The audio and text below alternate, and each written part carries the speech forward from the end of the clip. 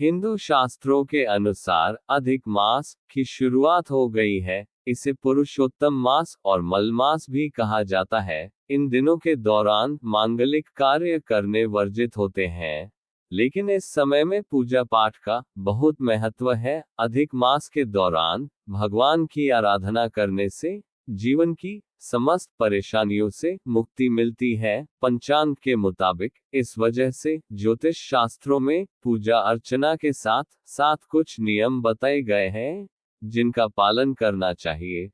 तो आइए जानते हैं कौन से हैं वो काम जो अधिक मास के दौरान नहीं करने चाहिए।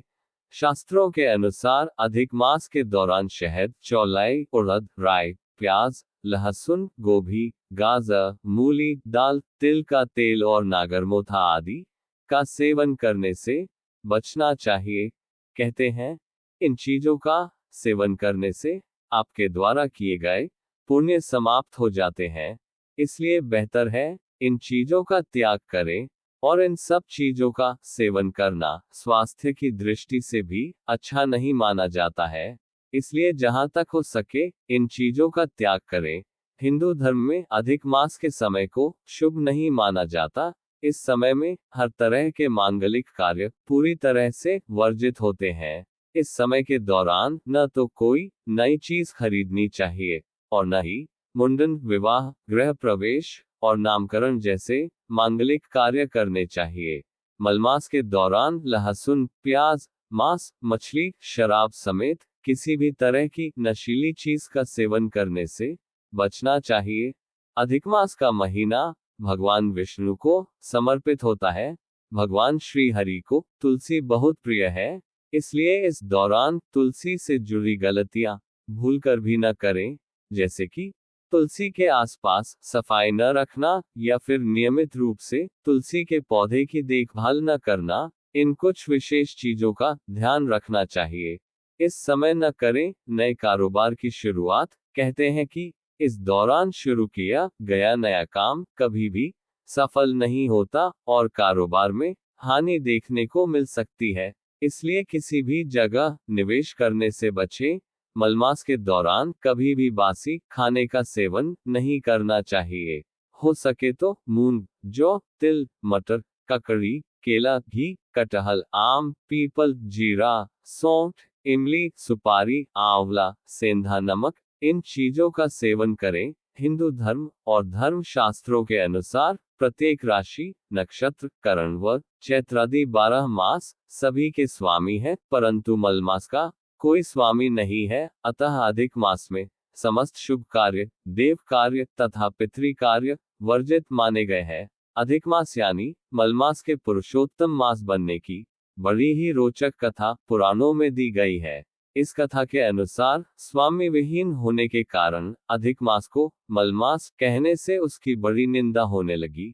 इस बात से दुखी होकर मलमास श्रीहरि विष्णु के पास गया और उनसे अपना दुखड़ा रोया। भक्तवत्सल श्रीहरि उसे लेकर गोलोक पहुंचे। वहां श्री कृष्ण विराजमान थे। करुणा सिंधु भगवान श्री कृष्ण ने मलमास की व्यथा जानकर उसे वरदान दिया, अब से मैं तुम्हारा स्वामी हूँ। इससे मेरे सभी दिव्य गुण तुम में समाविष्ट हो जाएंगे।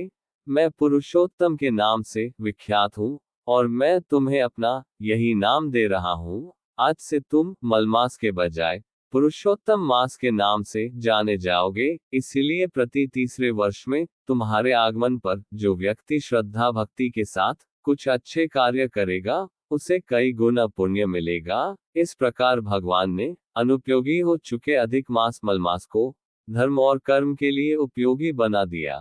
अतः इस दुर्लभ पुरुषोत्तम मास में स्नान, पूजन, अनुष्ठान एवं दान करने वाले को कई गुना पुण्य फल की प्राप्ति होती है। सावन मास में मलमास या अधिक मास लग जाने की वजह से इस बार सावन मास 2 महीने का होने जा रहा है और ऐसा संयोग 19 वर्ष बाद बन रहा है। मलमास माह में भगवान पुरुषोत्तम यानी विष्णु जी की पूजा करने का विशेष महत्व होता है। ज्योतिष शास्त्र में मलमास का महत्व बताते हुए कुछ विशेष चीजों के बारे में भी बताया गया है। ज्योतिष शास्त्र के अनुसार मलमास में अगर ये खास 5 चीजें की जाएं, तो लक्ष्मी नारायण की हमेशा कृपा बनी रहेगी और घर में धन धान्य की कभी कमी नहीं होगी। मलमास में की जाने वाली ये 5 चीजें बेहद आसान है।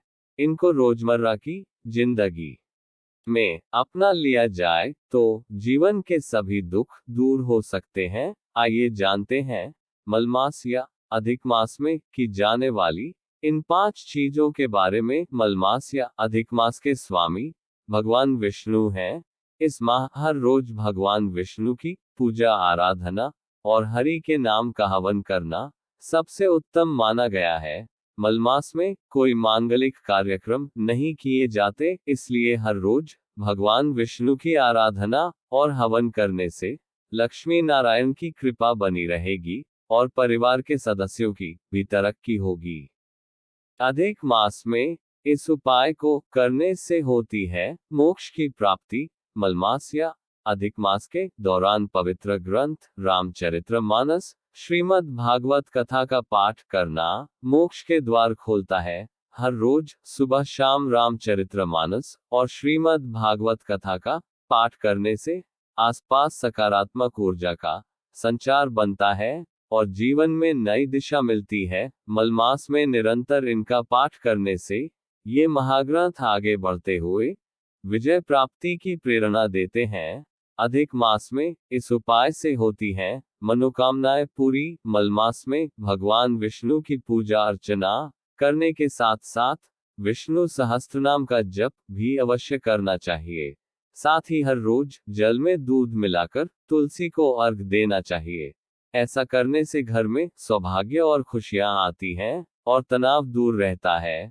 मलमास में हर रोज इन चीजों के करने से समस्त मनोकामनाएं पूर्ण होती हैं। दोस्तों, आगे वीडियो में आपको बताते हैं कि अधिक मास में ऐसा कौन सा उपाय है जिसको करने से लक्ष्मी की प्राप्ति होती है और मां लक्ष्मी प्रसन्न होकर आपके घर पर मेहरबान हो जाती हैं। मलमास या अधिक मास में स्नान व ध्यान करने के बाद हर रोज तुलसी की मिट्टी का तिलक लगाना चाहिए।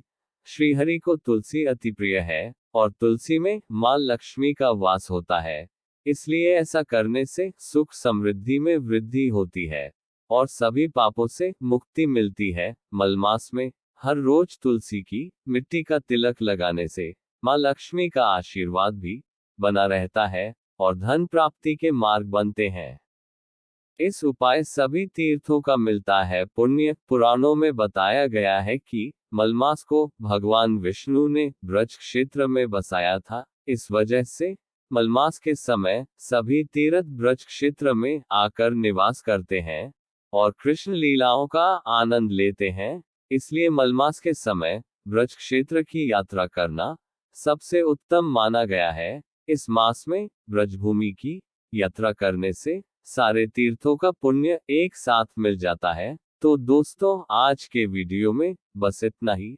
अगर आपको वीडियो पसंद आता है तो वीडियो को लाइक कीजिए, शेयर कीजिए और चैनल को सब्सक्राइब जरूर कीजिए। जय श्री राम।